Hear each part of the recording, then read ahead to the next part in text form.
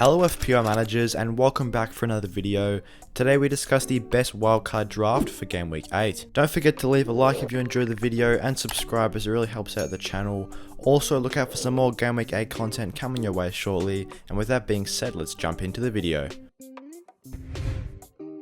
So this is personally my favourite wildcard team coming into game week 8, and it's actually a triple premium squad, as I do think this is a great way to break the template as it's a bit differential compared to a couple of the other wildcard teams I've seen going around. This wildcard team is able to target excellent game week 8 fixtures as well as prioritising good long term fixtures up until game week 16 where you're allowed to use that second wildcard. So e-goals we have going with Nick Pope, who's got a great fixture this week of Bournemouth at home, which I would expect Newcastle to get a clean sheet in, and I just think Pope is the best goalkeeper option on FPL right now, as he's making lots of saves and has already got 3 clean sheets this season. For me, Pope offers the best balance of clean sheet potential and save potential, as he does rank towards the top for goalkeepers in saves, and as we touched on, Newcastle's defence has looked very solid, already picking up 3 clean sheets. So since they face 2 out of the 3 newly promoted sides in the next 3 game weeks, I would expect them to continue their good form. Actually, amongst all players in game week 8, Pope does rank in the top 10 for expected FPL points by Fantasy Football Fix,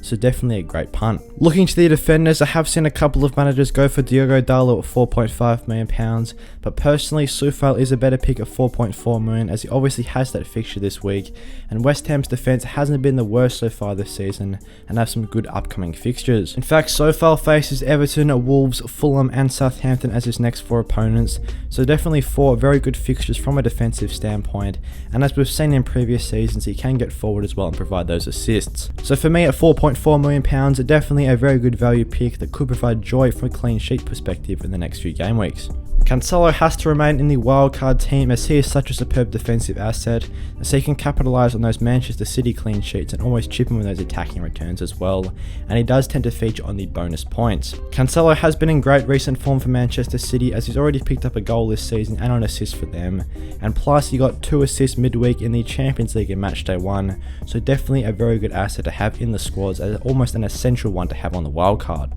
Speaking of essential assets to have on the wildcard, I do think Trippier is another one as well, and as we touched on, that Newcastle defence has been very solid so far and has some excellent upcoming fixtures. They've got Bournemouth at home, Fulham away and then Brentford at home as the next 3 fixtures, and I would expect Trippier to be one of the highest scoring defenders in this time, as he's providing great assist potential as well. He has actually attempted the second most amount of assists out of any defender across his first few matches, with 11, only behind Trent Alexander-Arnold, and of course those good clean sheets as well just make him an even better asset. Of course he's on corners and free kicks as well, so definitely added attacking potential there, as he's already got himself 1 free kick goal this season, so definitely an essential one for me. Let's take a look at the midfielders now. Obviously with a couple of fixture postponements and recently highlighted by FPL, there is a slightly weaker starting midfield with Bailey and Andreas stepping in. But for me, hopefully Bailey can start, as he did get himself a goal in his most recent Premier League match against Manchester City with a very well taken finish, and I really like his fixture of Southampton at home this game week. Aston Villa is another team whose fixtures do turn for the better, and I do think if Bailey can continue to get starts for them, he's going to be a fairly decently scoring player, especially since he's just £4.7 million at the moment. Aston Villa's attack definitely does look better with him in it, so hopefully he can string together some starts and continue to score in those goals for Aston Villa. Andreas Pereira does have to start this week, as a couple of players on the bench of this squad do have no fixture, but I still think Nottingham Forest away for Andreas Pereira is a good opportunity for him to get an attacking return. He's already provided 2 assists for Fulham so far this season and does have a very decent average attacking position across his matches, so definitely a nice value pick at around £4.5 to £4.6 million, as I do think he's the best player in the game at this price. Heung-min Son steps into the team, which may be a bit surprising to some of you considering his poor recent form, but Leicester at home is such a great fixture, and it's definitely worthwhile targeting to get those Tottenham assets in, as Leicester's defence has been the worst so far this season. Despite Son just returning 17 FPL points so far, his underlying stats have been very good, taking on 17 shots and attempting 13 assists as well,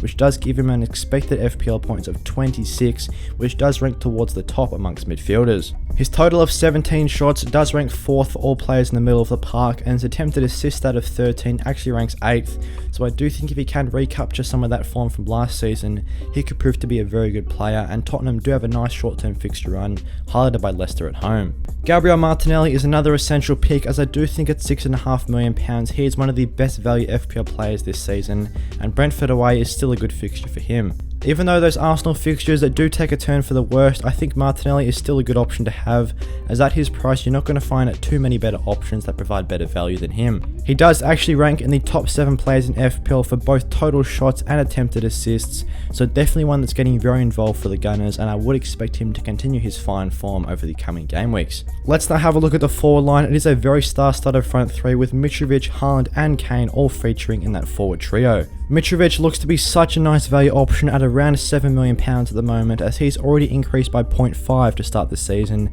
and I just think with Fulham's great extended fixture run, there's no way he's going to stop scoring. He's actually got himself a goal in 4 games running now, making it 6 goals for the season, and I really think he can continue to score these goals in the coming game weeks, especially with Nottingham Forest away in game week 8. Haaland's got Wolves away this week, which is another very promising fixture, and I have got him on the captain's armband at the moment, as I'm a bit nervous to take him off their captaincy, as he just gets so many chances for Manchester City. He's just about as essential as it gets right now on the wildcard teams, as he is the highest scoring player in FPL. He also does have the highest expected goal stat and highest expected FPL point stat, so pretty much topping all the key statistics for forwards, and that's why he's in the squad. Harry Kane makes it a triple premium draft, as I really like him as another good pick, as he actually has the second highest expected FPL points so far out of any player, only behind Erling Haaland. Of course, Leicester at home is a very good fixture in game week 8 as well, as I would expect Harry Kane to get on the score sheet in this one, as he is getting plenty of chances for Tottenham. In fact, amongst all players, he has taken the 3rd most amount of shots and does have the 3rd highest expected goals figure of 3.89,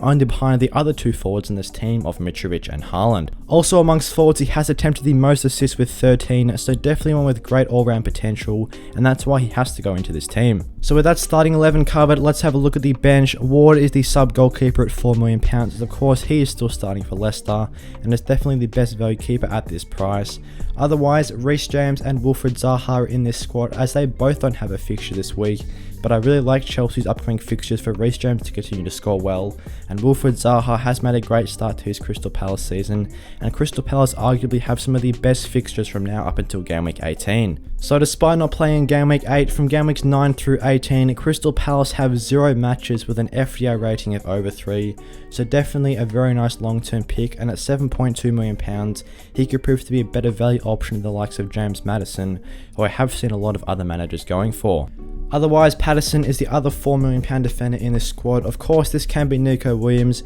We've just gone with Patterson, as he was the starting 4.0 player in our teams at the start of the season, but depending on which player you did start with in the squad, I would go with them at that £4 million price. So this team value does come in at £100.6 million, which should be pretty affordable for most managers, as there has been a lot of price rises to the players such as Martinelli and Haaland, which people have owned since the start of the season.